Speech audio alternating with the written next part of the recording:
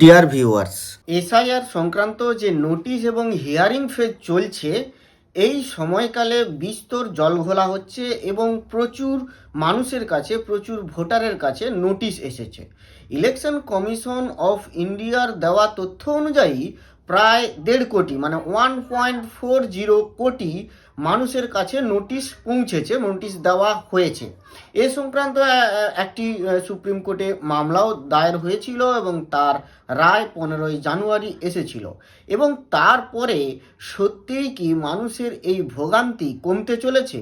আজকে আমরা কিছু মৌলিক প্রশ্নের উত্তর খুঁজব।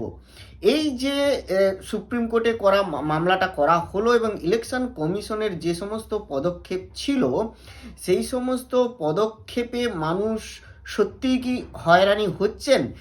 এতে কার দোষ? সত্যি কি ইলেকশন কমিশন অফ ইন্ডিয়া তারা কি পুরোপুরি দায়বদ্ধ, যেহেতু তারা এই প্রক্রিয়াটি পুরোপুরিভাবে চালনা করছেন?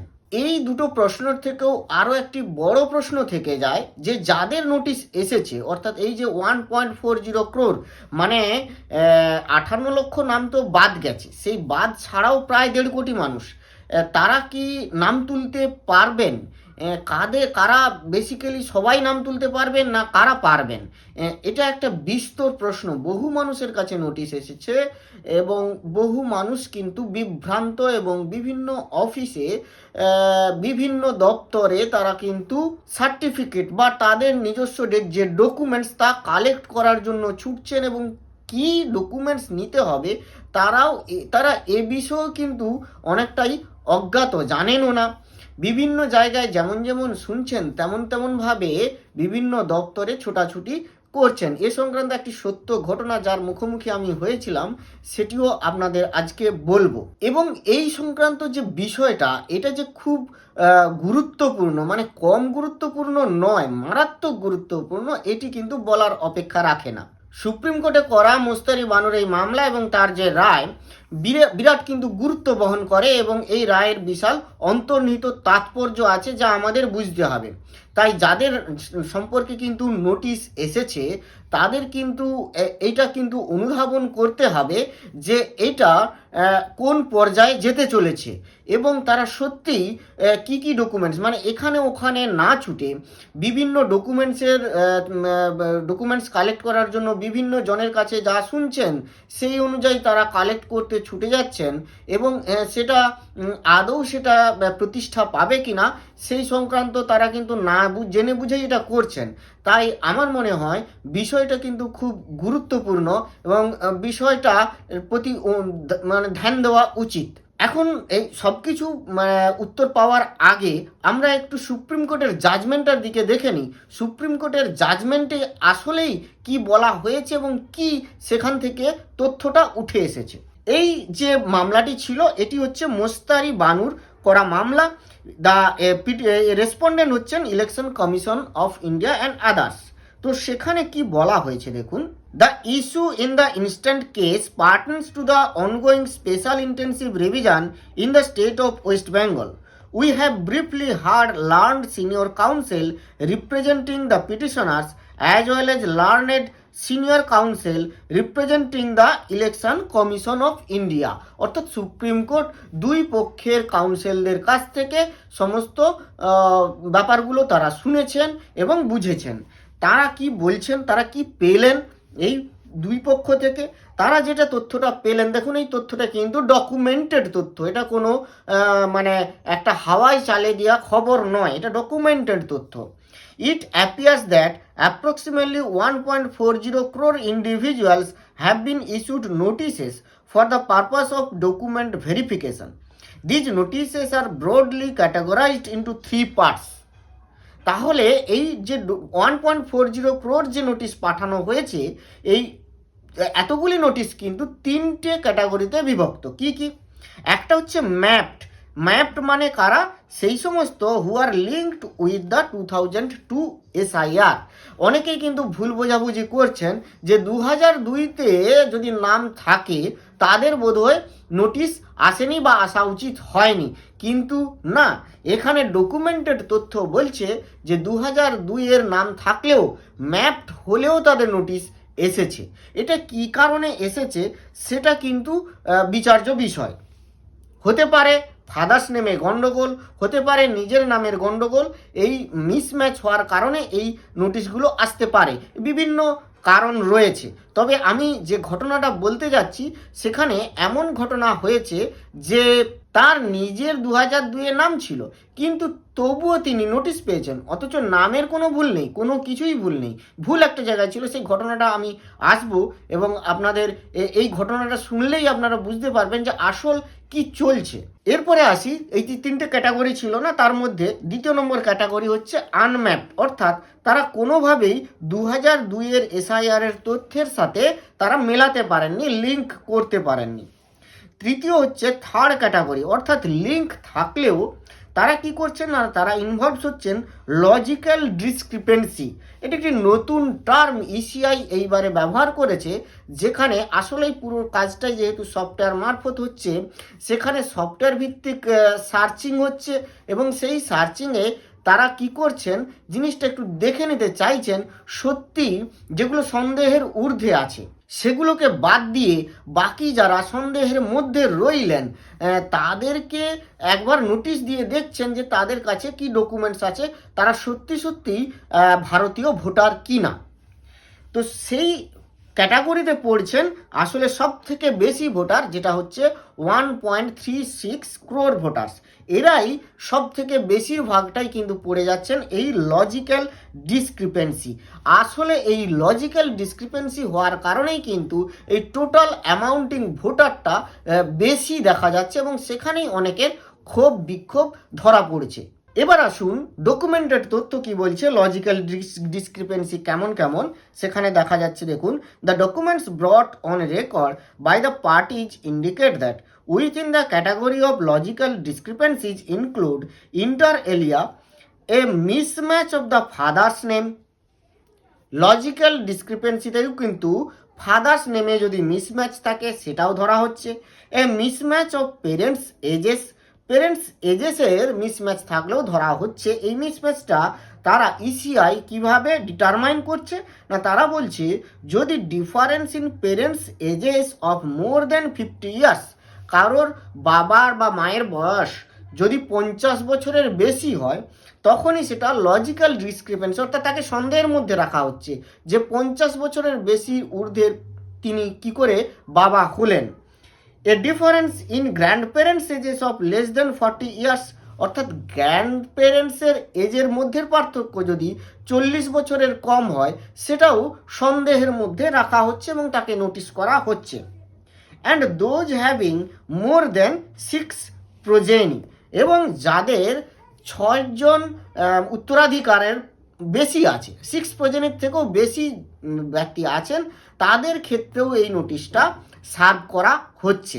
দেখুন, এখানে এই লজিক্যাল ডিসক্রিপেন্সি যদি আমাদের ইন্ডিয়ার যে ভারতের যে কালচার বা ভারতের যে সামাজিক ব্যবস্থা তার মধ্যে দাঁড়িয়ে ভাবা হয়, তাহলে এই যে 6 প্রজেনির কথাটা বলা হচ্ছে আমার মনে হয় এটা একটু বাড়াবাড়ি হয়েছে।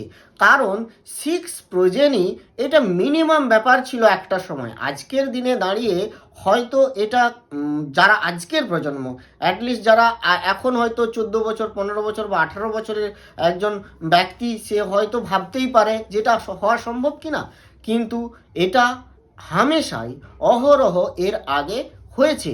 6 কেন, এক একজনের 10 জন করে সন্তানও আছে, এটা বাস্তব সত্য। তাই ইসিআই এর এই ব্যাপারটাই যে 6 প্রজেনি, এটাকে যদি 6 থেকে 10 করে দেওয়া যেত তাহলে এই অ্যামাউন্ট ভোটারটা কিন্তু দাঁড়াতো না। কিন্তু এটা 6 প্রজেনি করার জন্য এই ভোটারের অ্যামাউন্ট হয়ে যাচ্ছে প্রায় 1.36 ক্রোর বলে আমি মনে করছি। এটা তো ব্যাপার, এইখানেই কিন্তু এই জায়গাটাতেই কিন্তু একটা বিস্তর ব্যাপার আছে। এইটাতে আমি আসছি, একটু দেখে নিই ইসিআই সুপ্রিম কোর্ট কি বলেছে এই ব্যাপারে। with a view of enabling the persons who are as of now included in the category of logical discrepancies, we deem it appropriate to issue the following directions. অর্থাৎ supreme court বলছে আমরা এই ধরনের যে ক্যাটাগরি লজিক্যাল ডিসক্রিপেন্সিস দেখার পরে আমাদের মনে হচ্ছে যে এই ডিরেকশনগুলো দেওয়া উচিত। কি ডিরেকশন দেওয়া হচ্ছে? The names of persons figuring in the logical discrepancies may be displayed at the Gram Panchayat Bhavans, public places in every taluka and block office of every taluka, as well as in the ward offices in the cities of the urban areas. তারপরে 2 নম্বর কি বলা হচ্ছে? Persons likely to be affected are permitted to submit their documents or objections through their authorized representative. Such an authorized representative can even be a booth level agent. There shall be an authority letter in favor of such representative, whether signed or thumb marked. অর্থাৎ যাদের নামে notice দেওয়া হয়েছে তাদের নামের তালিকা প্রত্যেকটা একেবারে বুথ লেভেল অফিস থেকে শুরু করে এভরি অফিসে, সাব ডিভিশন অফিসেও পর্যন্ত সমস্ত জায়গায় নামের তালিকাটি টাঙিয়ে দিতে হবে। 2 নম্বর কি, এখানে বুথ লেভেল এজেন্টকে পারমিশন দেওয়া হলো, তারা কিন্তু তাকে রিপ্রেজেন্ট করতে পারেন সেই ভোটারকে। অথরাইজড রিপ্রেজেন্টেশন হতে হবে এবং তাকে অথরাইজড লেটার নিয়ে তাকে যেতে হবে। অর্থাৎ বিএলএর কাছে সেই ভোটারের একটা অথরাইজড লেটার থাকবে যে আমি এই বিএলএকে বা আমার কোনো আত্মীয় বা অন্য কোনো ব্যক্তি তাকে অথরাইজ করছে, আমার হয়ে তিনি এই বক্তব্যটা আপনাদের এই হিয়ারিংয়ে পেশ করবেন। 3 নম্বর হচ্ছে documents or objections may be permitted to be submitted at the panchayat bhavans or block offices. অর্থাৎ এগুলি মানে অন্য কোনো অফিসে যাওয়ার দরকার নেই, এগুলো পঞ্চায়েত ভবন বা ব্লক অফিসে এগুলো ডকুমেন্টসগুলো সাবমিট করলেও হবে, এতে দেওয়া হলো। আর কি বলা হলো? The election commission of India shall issue instructions for providing an additional 10 days time from the date of displaying the lists in Panchayat Bhavans or block offices to all persons who have not yet submitted their claims, documents or objections to do so within extended period. অর্থাৎ যারা এখনও claims বা documents এই হিয়ারিংয়ের নোটিশের documents submit করতে পারেননি, তারা আরও 10 দিন সময় পাবেন যবে থেকে এই নোটিশটা টাঙিয়ে দেওয়া হবে তার থেকে। এছাড়াও কি বলা হলো? The state government shall provide adequate man power to the election commission of India and the state election commission for deployment at panchayat ভবনস or block offices to handle documents or objections and hear persons likely to be affected. In this regard, we direct each district collector to meticulously follow the instructions issued by the Election Commission of India or state government for deploying adequate staff and forces to ensure smooth functioning. অর্থাৎ state গভর্নমেন্টকে একটা notice দেওয়া হলো, তাদেরকে order দেওয়া হলো যে আপনারা অ্যাডেকুয়েট ম্যান পাওয়ার প্রোভাইড করুন যাতে পঞ্চায়েত ভবন বা ব্লক অফিসেও এই ডকুমেন্টসগুলোকে কালেক্ট করা যায় এবং হিয়ারিং করানো যায়। ফলে অ্যাডেকুয়েট ম্যান পাওয়ার দরকার, না হলে ছোট ছোট অফিস, এই ছোট ছোট পঞ্চায়েত অফিসে কিভাবে সম্ভব? তাই যেহেতু ম্যান পাওয়ার ছিল না বা নেই হয়তো, সেই কারণেই হয়তো বড় অফিসে করা হয়েছে, হয়তো সুপ্রিম কোর্ট সেরকমই কিছু বুঝতে পেরেছে, তাই তারা বললেন যে অ্যাডেকুয়েট ম্যান পাওয়ার দেন যাতে করে পঞ্চায়েত ভবনগুলিতেও এই হিয়ারিংগুলো করানো যায়, যাতে করে মানুষকে তার সময় নষ্ট না করে তাকে বড় অফিসে বড় দূরের কোনো জায়গায় ছুটে যেতে না হয়।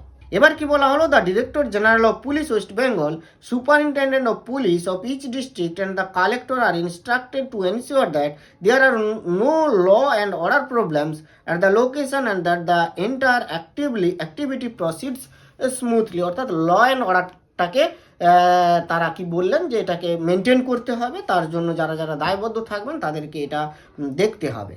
All affected persons may, in addition to being given an opportunity to submit documents, materials or objections, also be heard at the same time, either in person or through authorized representative accompanying them, for the purpose of making an appropriate decisions. আরেকটা কি বললেন? The official who will receive the documents or accord A hearing to the affected persons may also certify the receipt of documents and the conduct of such hearing. আরেকটা যেটা বলা হলো সেটা কি, যে মাধ্যমিকের admit card which discloses date of birth of the candidate may be submitted apart from মাধ্যমিক pass certificate. এই ব্যাপারটা নিয়েও আমারও একটু মানে খেদ ছিল যে দেখুন, মাধ্যমিকের সার্টিফিকেটটা যেমন ভ্যালিড, মাধ্যমিকের অ্যাডমিটটাও ভ্যালিড হওয়া উচিত ছিল। এটা ইসিআই এর কিন্তু ভাবা উচিত ছিল, কারণ মাধ্যমিকের অ্যাডমিট পাওয়ার পরে একজন যদি মাধ্যমিকে পাস করে তবেই কিন্তু সে সার্টিফিকেটটা পায়। কিন্তু সার্টিফিকেট মাধ্যমিকের অ্যাডমিট পাওয়ার পরে মাধ্যমিকের সার্টিফিকেট পাবে না বা পাবে, তা কিন্তু তার সিটিজেনশিপের উপর বা তার তথ্যে গোলমালের উপর নির্ভর করে না, নির্ভর করে তার পরীক্ষায় পাস করা বা না করার উপরে। তাহলে এই যে অ্যাডমিট অ্যান্ড সার্টিফিকেট এর মাঝের সময়টুকুতে, অর্থাৎ অ্যাডমিট থেকে সার্টিফিকেট পাওয়া পর্যন্ত তার উত্তরণের সময়টায় জন্য তার সিটিজেনশিপ বা তথ্যে ভুলের কারণ অনুযায়ী এটা কিন্তু নির্ধারিত হয় না। এটা কিন্তু ইসিআই এর কিন্তু ভাবা উচিত ছিল, তারা কিন্তু ভাবেনি। তাই মাধ্যমিকের অ্যাডমিটটা ভ্যালিড হওয়া উচিত, কারণ মাধ্যমিকের অ্যাডমিট দেওয়া হয়েছে স্কুলের সমস্ত রেকর্ড ঠিকঠাক আছে খতিয়ে দেখেই, সেই অনুযায়ী কিন্তু অ্যাডমিট দেওয়া হয়েছে। তাই মাধ্যমিকের অ্যাডমিট ভ্যালিড হওয়া উচিত ছিল।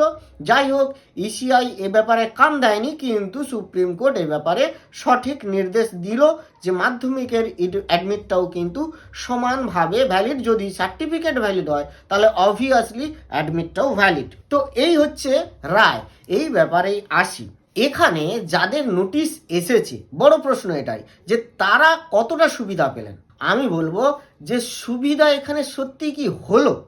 আসলে যদি ভেবে দেখেন যে যাদের নোটিশ এসেছে সেখানে যে লজিক্যাল ডিসক্রিপেন্সির কথা উল্লেখ করা হয়েছে, যে ক্রাইটেরিয়ার কথা উল্লেখ করা হয়েছে, সেখানে সুপ্রিম কোর্ট কিন্তু কোনোভাবেই হাত দেয়নি।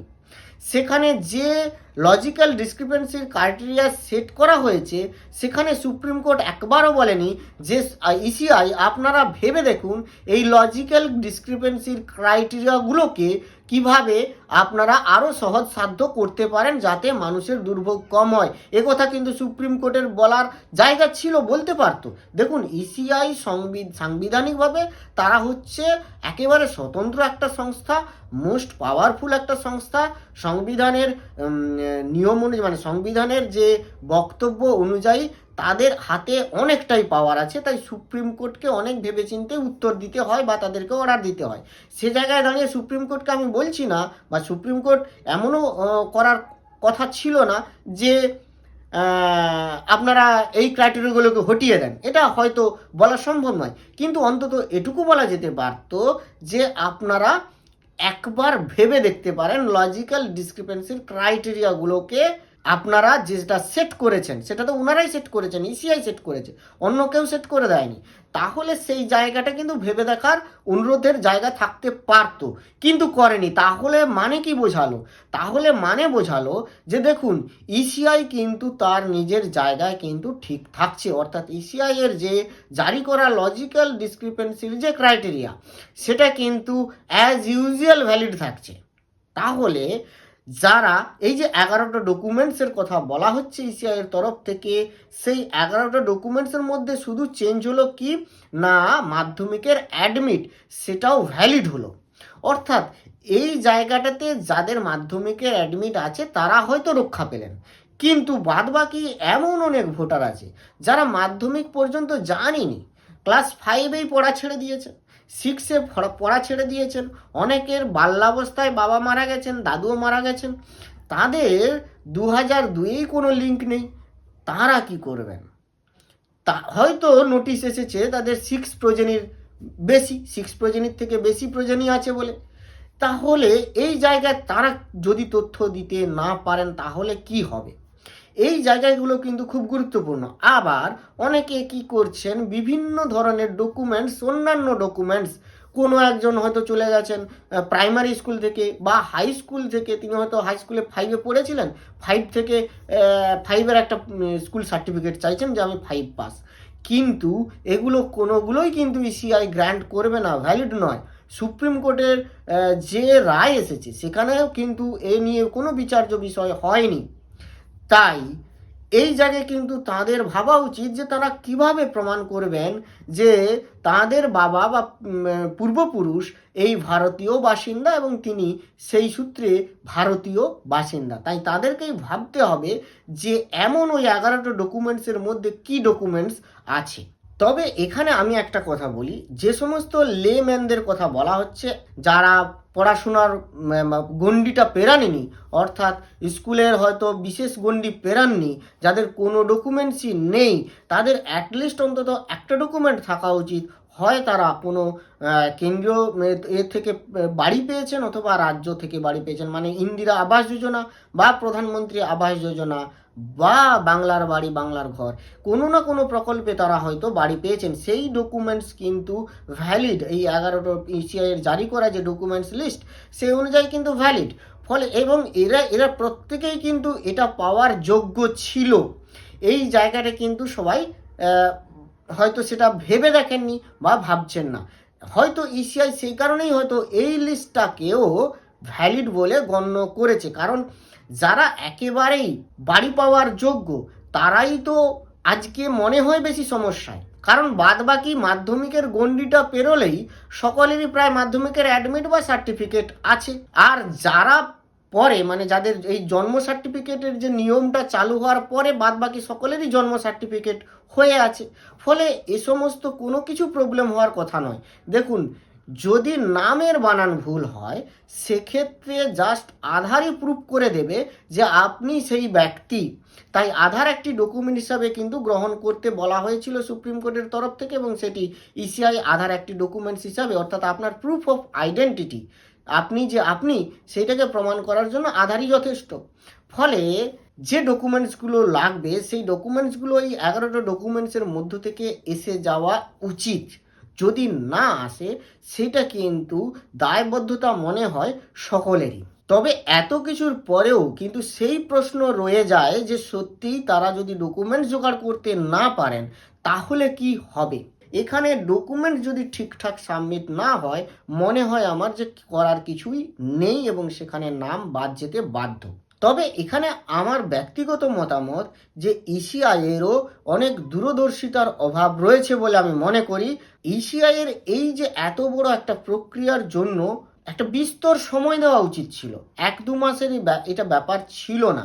কারণ এত ডেটাকে প্রায় ধরুন 100 কোটি ভারতবর্ষে যদি দেশ হয়, সেখানে টোটাল ডেটাকে তার ডিজিটাইজড করে সেখান থেকে সেগুলোকে ফিল্টার আউট করে তারপরে বুথে বুথে পৌঁছে দেওয়া, ভোটারদের কাছে পৌঁছে দেওয়া, ফর্ম ফিল আপ করা, সেটাকে কালেক্ট করা, এবং আবার এটাও নির্দেশ ছিল বিএলওদের যে প্রতি বাড়িতে অন্ততপক্ষে 3 বার যেতে হবে যদি তাকে না পাওয়া যায় তাহলে, এবং ফর্মটা ফিল আপ করাটাও একটা বিস্তর একটা বড় কাজ ছিল।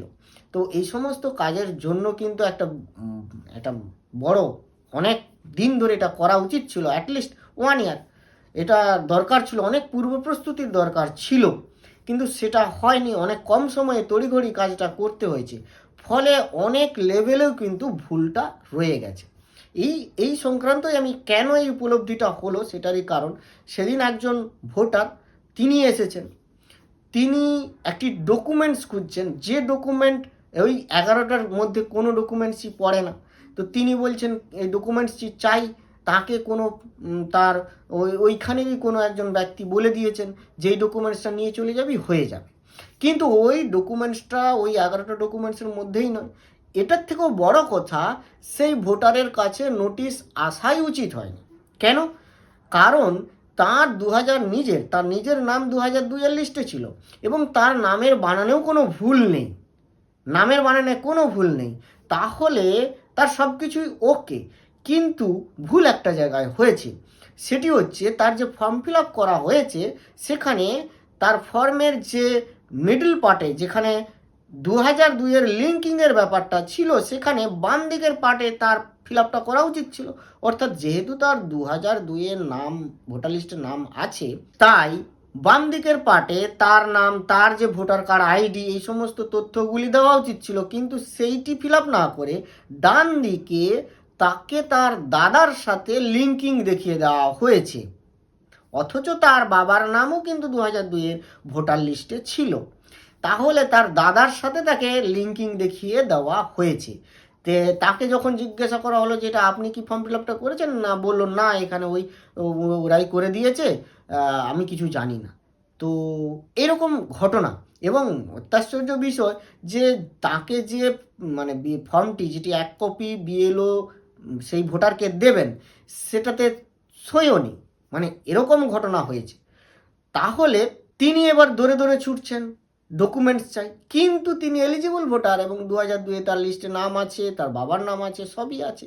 তাহলে এই যে ভুলগুলি, এই ভুলগুলির মূলত কারণ হচ্ছে খুব তড়িঘড়ি করে কাজটাকে উঠিয়ে নেওয়ার জন্য বিভিন্ন জায়গায় বিস্তর সমস্যা হয়েছে এবং বহু মানুষের কাছে নোটিশ গেছে।